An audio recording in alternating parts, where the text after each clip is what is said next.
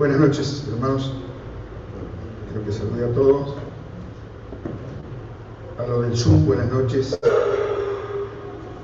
Y chao a Federico que se va. Vamos a compartir la palabra, una meditación en esta noche en el Evangelio de Juan. Vamos a leer un versículo del capítulo 15 de Juan.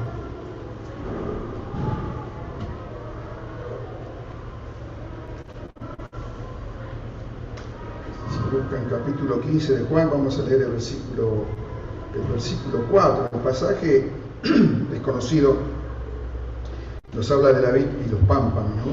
Allí el Señor se presenta a los suyos, a los hebreos que conocían bien la vid, conocían bien qué era la vid y qué eran los pámpanos, y el Señor se presenta así como la vid verdadera. Y este versículo nos dice: permaneced en mí y yo en vosotros. Como el pámpano no puede llevar fruto por sí mismo si no permanece en la vid, así tampoco vosotros, si no permanecéis en mí. Vamos a orar por la palabra. Amado Padre, amado Dios, te agradecemos el abrir tu palabra, Señor. Te pedimos que esta palabra sea, Señor, de sabiduría para nosotros, Señor, de consuelo, de fortaleza, según la necesidad de cada uno de nosotros. Padre, te lo pedimos y te lo agradecemos en el nombre del Señor Jesús. Amén. Bueno, hablaba en la oración Federico de la voluntad, que nos alineemos con la voluntad de Dios, ¿no? Y yo pensaba sobre esta meditación, que a veces somos conscientes que no estamos haciendo la voluntad de Dios. Y a veces el formalismo, ¿no? El Señor Jesús enseñaba allí a los discípulos el orar al Padre, ¿no? Cuando le enseñaba sobre el reino, les enseñaba a hacer tu voluntad, orando al Padre allí en el cielo como en la tierra. Esa voluntad que nosotros podemos decir, ¿no? Hágase tu voluntad y no la nuestra, no la mía. Eso que a veces son palabras formales, ¿no? Puro formalismo, porque en realidad no lo sentimos en el corazón, en realidad no encontramos gozo a decirlo, o confianza que realmente se haga la voluntad de Dios, que pese a todo se haga la voluntad de Dios. ¿Y por qué decimos esto? Porque a veces la voluntad de Dios es difícil, es dura, va contra nuestros principios, va contra nuestras peticiones. Entonces, si la voluntad de Dios es contraria a lo que nosotros pedimos, pensamos o esperamos, esa voluntad ya no nos cae bien. Entonces tenemos que tener muy en cuenta y tomar muy en serio el pedirle a Dios: hágase tu voluntad y no la nuestra,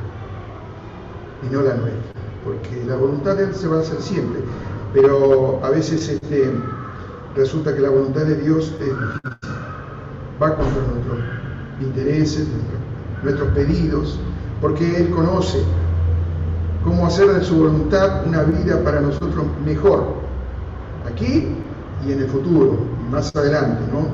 La Biblia siempre nos ha mostrado que Dios ha tenido propósitos para cumplir en nuestra vida. Propósitos, dice la palabra, desde antes de la fundación del mundo. Y el Señor quiere que confiemos y que cooperemos para que esos propósitos se cumplan, para que esas obras que Él ha pensado se hagan realidad. Que nosotros no pongamos trabas, que nosotros no entorpezcamos esa obra que Él ha pensado. Entonces, Él pide en nosotros, por eso nos ha venido a buscar, para hacer una obra, para que esa obra avance de acuerdo a su voluntad, y no la nuestra, que a veces entorpece, ¿no? La Biblia nos habla de que el Hijo de Dios vino a buscar lo que estaba perdido, que éramos nosotros, ¿no? Lo que se había perdido. Es una obra que hizo Jesús en la cruz por su muerte y también por su resurrección, no solamente para salvarnos, no solamente para que haya perdón, no solamente para darnos vida eterna, sino va mucho más allá. Es una obra que nos permite llegar al Padre, acercarnos al Padre. El perdón de nuestros pecados, la salvación, la vida eterna, hace que tengamos la posibilidad de llegarnos a Dios. La buena voluntad de Dios así lo es la creación. Dios nos ha creado a su imagen y semejanza. Y fuimos creados para una relación íntima y distinta a toda la creación. A toda la creación, porque fuimos los únicos que nos dice la palabra de Dios que fuimos creados a su imagen y semejanza. Era en su propósito tener una relación permanente, íntima y distinta a toda su creación de parte de Dios, ¿no? Pero tristemente sabemos que aquella creación, aquel propósito de Dios, aquella unión de Dios con el ser humano, se perdió en el huerto de Edén, ¿no? Allí, en ese lugar tan maravilloso donde estaba Adán y Eva, el Señor iba a visitarlos y tenía una relación de amistad íntima con ellos, profunda con ellos. Sin embargo, allí en esa desobediencia se pierde esa unión, esa intimidad que había. Y viene Cristo al mundo y hace la obra que el Padre le había mandado hacer. Y Cristo recupera ese camino hacia Dios para aquel que pusiera la fe en su obra. La recupera, y por eso este camino a través del Hijo nos permite al Padre poder volver a esa comunión, a esa unión, a permanecer en Él. Y somos llamados a eso, ¿no? A permanecer en Él. La pregunta que podemos hacernos es si esa unión es verdaderamente con el Señor y a través de su voluntad y no la nuestra. No vamos a unirnos con el Señor o a tener con el Señor comunión como nosotros la creamos. Está lleno de religiosos el mundo para hacer eso, ¿no? Pensar que sí tenemos relación con Dios porque vamos a la iglesia, o porque hacemos esto, porque hacemos aquello, o porque nos privamos de esto, porque no tenemos aquello, o porque renunciamos a estas cosas y hacemos esto. Y esa no es una verdadera comunión. La verdadera comunión es la que nos dio el Señor, ¿no? Aquella que dice somos uno con el Padre, y así nos llevó a ser uno con el Padre, Jesús, a través del Espíritu. Esa comunión es la que Dios nos propone. Es decir, que es una realidad en nuestra vida, sí, porque la hizo Dios esa comunión. El Señor Jesús nos llevó al Padre, somos uno con el Padre. Es una realidad, pero es una realidad posicional. Yo digo, en nosotros es una experiencia de vida, porque si es una experiencia de vida debería haber gozo siempre, como dice el apóstol Pablo, siempre deberíamos tener gozo en lo que hacemos, en lo que vivimos y en lo que nos pasa en la vida. Siempre debería haber gozo, porque tenemos esa unión tan permanente con el Señor y el Padre, ¿no? Quizá la experiencia de los primeros cristianos nos muestre, nos enseñe en principio lo que ellos pasaron, ¿no? Cuál es la realidad nuestra también, semejante a ellos o no. Aquellos primeros discípulos en principio acuden al llamado del Maestro, algunos acuden al llamado, otros vuelven después de ser llamados.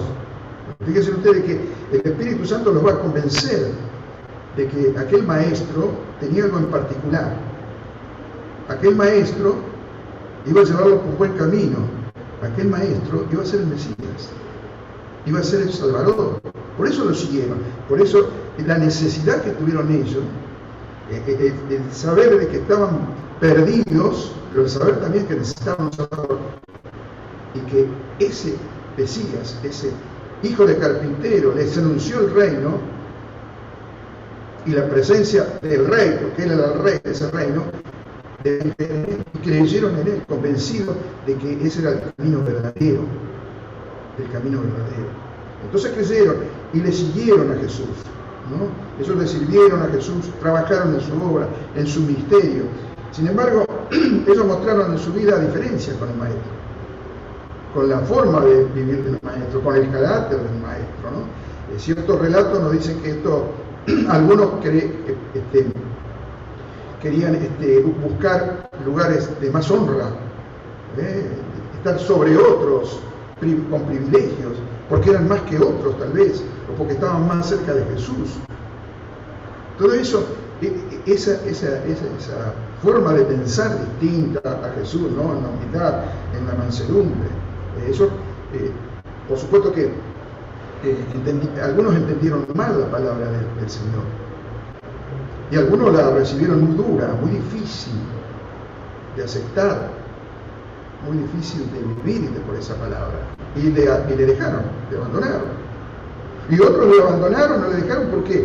Porque venía el peligro contra el Evangelio y las amenazas contra Jesús y aquellos que le seguían, y también le dejaron. Eso vivieron así en los primeros tiempos. Ahora vemos que, sin embargo, fueron enviados a predicar el Evangelio.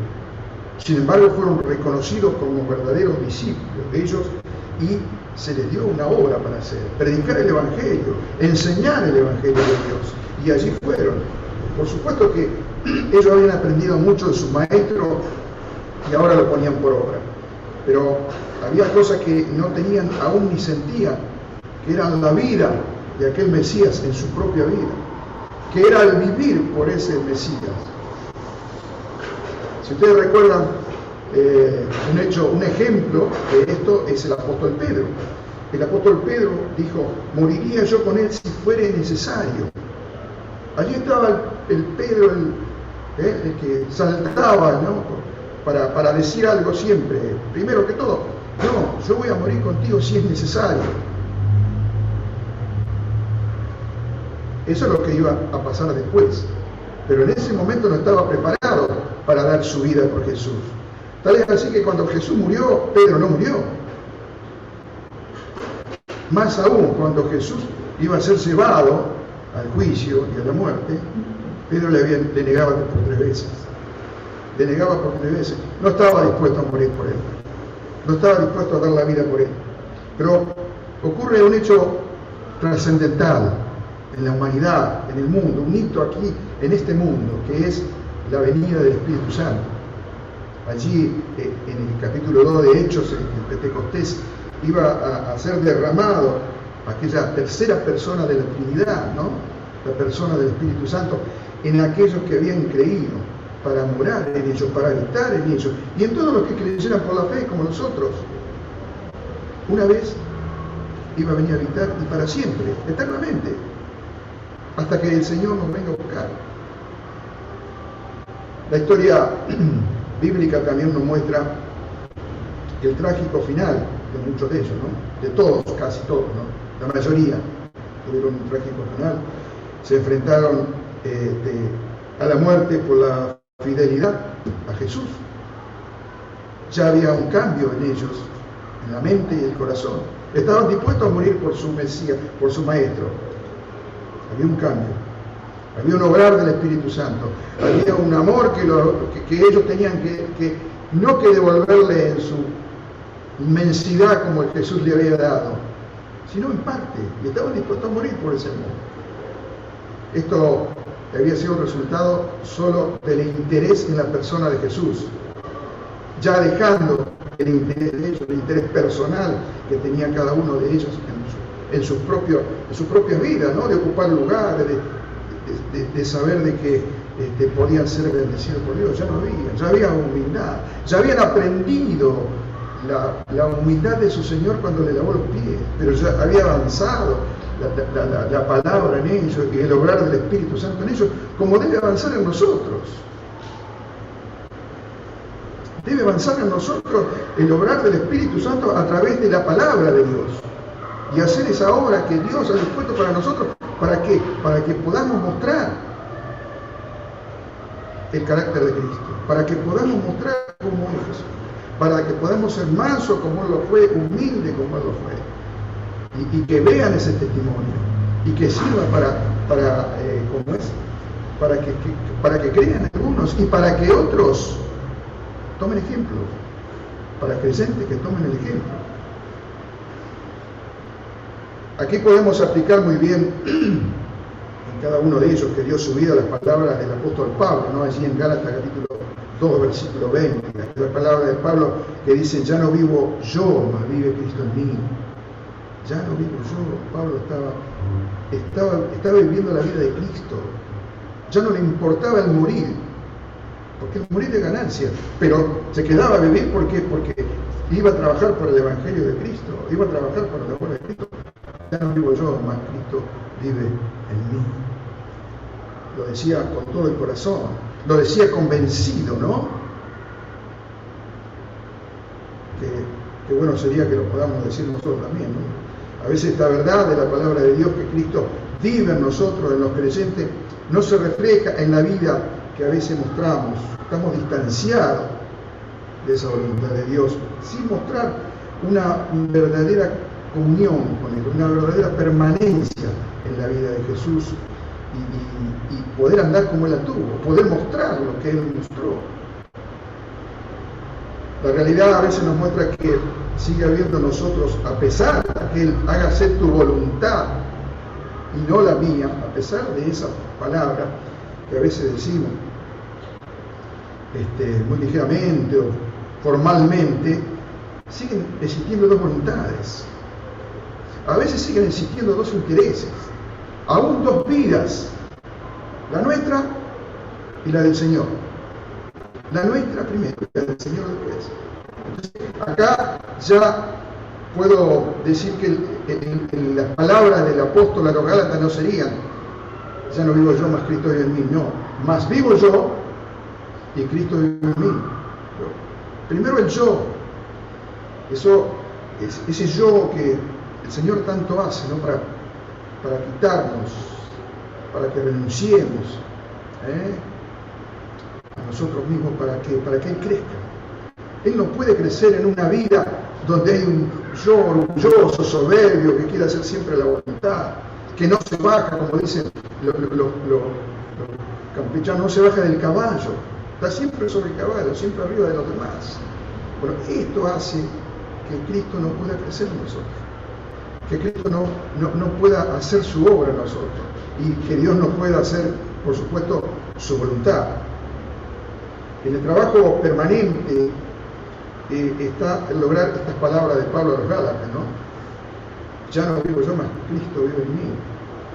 Esta unión se puede lograr solo conociendo la voluntad de Dios, solo sabiendo que quiere Dios. Y el conocimiento de la voluntad de Dios es buscarlo en su palabra, buscarlo en oración, buscarlo con los hermanos en las reuniones, ¿no? En todo lo que sea la obra del Señor.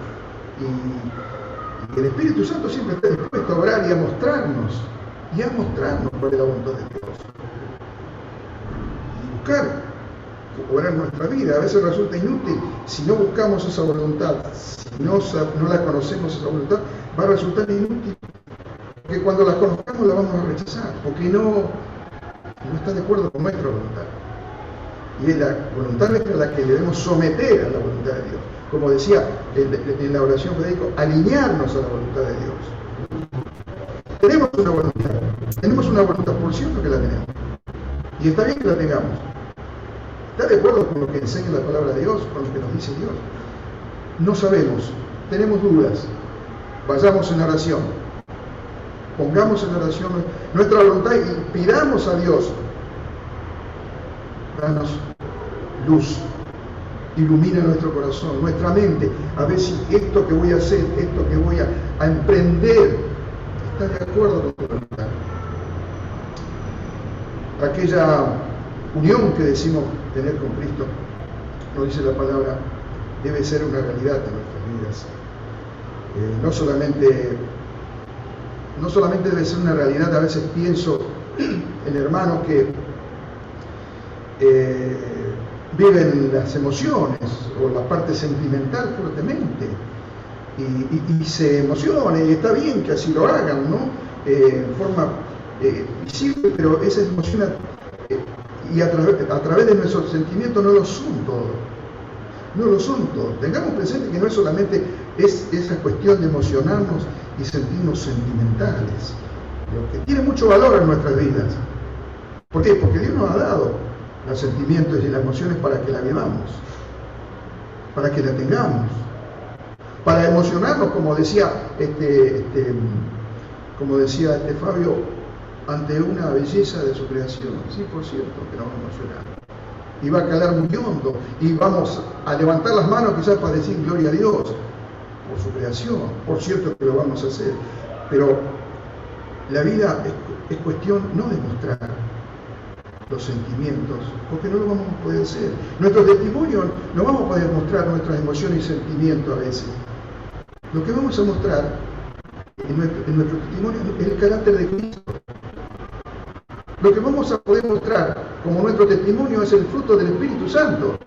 Y eso es lo que espera Dios, que nosotros mostremos amor, paz, benignidad, bondad, mansedumbre, fe, templanza, todo eso. Eso es lo que espera Dios. Por eso el obrar del Espíritu Santo para que da ese fruto de nosotros, nuestro testimonio, al mundo, como decimos, y también a los hermanos, ¿no? A veces creemos que somos uno en Cristo, la unión en Cristo, permanecer en Cristo, y en la práctica, por supuesto, no reflejamos su carácter, su bondad, su mansedumbre, su humildad. Mostramos aquello que hay en nuestra carne, ¿no? Aquello que nos viene del hombre viejo, y no andamos como el anduvo, ¿no? Porque si mostramos eso, no podemos andar como el anduvo. Por supuesto que es una realidad, que somos participantes de la naturaleza divina, porque Jesús hizo eso, ¿no? Somos parte del cuerpo, que el Señor es la cabeza. Y Él nos se goza a Dios, y somos partícipes de esto, ¿no? Pero no experimentamos esa experiencia, esa realidad en nuestra vida. Lo hacemos, tal vez, en algún momento, en ciertas reuniones. Tal vez lo podamos hacer escuchando el mensaje de algún hermano, que nos toque el corazón, que nos lleva a la alabanza, a la adoración, ¿cierto? O tal vez alguna canción cristiana que nos pega fuerte, que nos hace ver la realidad, ¿no? Pero incluso más, aún nuestro trabajo, todo aquello forma parte, ¿cierto?, del estar en Cristo, de la unión con Cristo. Todo es muy bueno y es bendecido por el Señor, no tengamos duda, todo eso es bendecido por el Señor. Pero la identificación con el Señor, la permanencia del Señor significa más que esos momentos especiales, que esos momentos de la iglesia, esos momentos con el Señor o con lo que sea. Mucho más. Es mucho más. En la vida cotidiana significa el vivir cada día con el Señor, el caminar cada día con el Señor, en su compañía, con su guía, a través de la oración, a través de su palabra. Mostrarle al mundo que hemos sido transformados por la palabra de Dios y que Dios está en nosotros y en cada momento, no solamente en un lugar particular o especial, donde nos elevamos hasta las nubes en adoración, no, en todo momento, en toda la vida, eso es lo más difícil, pero allí está lo que el Señor nos pide, ¿no? Que el Señor, el permanecer en Jesús y Él en nosotros no es solamente un lugar, una posición, que sí, por cierto, es como la santidad, ¿no? Somos santos, por cierto, somos santos. El Señor nos declaró santos, es una posición, somos santos ante Dios si nos ve en Cristo. Pero tenemos que caminar en esa santidad, tenemos que crecer en esa santidad. Y esto es el vivir conociendo los deseos de Dios en su palabra, buscando agradarles con nuestros caminos en este mundo, con la familia, en el hogar, en la iglesia, con nuestros hijos, con nuestros compañeros de trabajo. Siempre recuerdo un compañero de trabajo que se enojaba, lo hacían enojar. Y a mí me decían nosotros, lo hacemos enojar a ver qué mansedumbre tiene este muchacho que es un hijo de Dios, que dice ser un hijo de Dios. Fíjense a donde llega el mundo. Fíjense. Mostrar fruto del Espíritu Santo al mundo, al compañero de trabajo, al amigo, al que sea, ¿no? El Señor nos llama a permanecer entonces en Él, nos llama a permanecer en su amor. De su amor va a partir todo lo que hagamos. Y todo lo que hagamos por amor va a partir del Señor. Y Él nos promete permanecer en nosotros, nos ha dicho. Nosotros tenemos que permanecer en Él, no permanecer en la posición, como Él nos ha puesto, no, permanecer en la vida, en el vivir, ¿no? El pasaje que hemos leído, ¿no?, la enseñanza de Jesús dice que permanezcamos, ¿no? nos habla de permanecer, no nos habla de llevar fruto. Aquí no tenemos el mandamiento en este pasaje de producir fruto para el Señor, de ninguna manera. Él dice, el Señor nos promete que si permanecemos, el fruto resultará. ¿El fruto resultará de qué? De esa permanencia con el Señor. El fruto posterior. Es como las obras. Las obras del creyente es posterior a la salvación. ¿Qué es permanecer en Cristo? Bueno, tantas cosas, ¿no? Pero por un lado es que no haya pecado conocido de parte de nosotros que no sea confesado. Eso es permanecer en Cristo. Permanecer en Cristo es que no tengamos una vida que no pueda ser compartida. Una vida que en el mundo que no se pueda ser compartida con Dios. Eso es permanecer en Cristo. Que no haya una vida paralela en la cual Dios no pueda intervenir, que tengamos. Eso es permanecer en Cristo. Y también permanecer en Cristo es que dejar que Él lleve todas nuestras cargas. Permanecer en Cristo es poner todas nuestras alegrías, nuestras cargas, nuestras aflicciones, nuestras penas, todo en sus hombros. Dejar que Él lleve nuestras cargas y así obtener las fuerzas y la sabiduría de parte de Él. Porque Él quiere que nosotros vivamos por su sabiduría y por su fuerza, por el poder que tenemos en nosotros, que habita en nosotros, que es el Espíritu Santo. Que dejemos que ese poder se manifieste y podamos vivir ante cualquier circunstancia que pase por ese poder.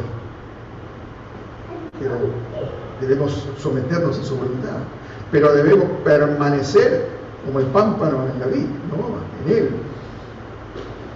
Permanecer en Cristo es no permitir que nada ni nadie en este mundo, en esta vida, nos separe del amor y de la comunión con el Señor. Él espera eso de nosotros, Él desea eso de nosotros. Que ojalá, así como la vida de aquellos primeros discípulos, primeros creyentes, la iglesia primitiva, se manifestó luego de equivocaciones, luego de mucha diferencia, ¿no?, con el carácter de su Señor, de su Maestro, también en nosotros haya un crecimiento de esa forma. Y también podemos decir, ya no vivo yo, mas Cristo vive en mí. Que ojalá así sea. Vamos a orar. Nuestro Padre y nuestro Dios amado, te damos gracias por tu palabra, Señor, esta palabra del Señor a los suyos, Señor, allí en la primera iglesia cristiana, pero también, Padre, esta palabra que es dada a nosotros, que podamos permanecer en Él, saber de que Él tiene un camino que ha trazado para nuestras vidas, Señor, que nos saquemos el pie de ese camino, que podamos caminar junto a Él, sabiendo que Él nos da fuerzas, sabiduría, entendimiento y saber, Padre, de que espera de nosotros el crecer espiritual, que haya en nosotros aquel fruto del Espíritu que dice allí en Gálatas capítulo 5, versículo 22. Padre, te damos gracias por todo, te pedimos tu bendición para todo tu pueblo aquí en este lugar, las familias, sus hogares, los matrimonios, nuestros pequeños, nuestros niños, los que están esperando, como Luciana, su bebé. Bendice todo lo que hemos puesto en tus manos, Padre, bendícelos, guárdalos en tus manos poderosas, despídenos con tu paz. Y te damos gracias por todo en el nombre del Señor Jesús. Amén. Gracias por la atención.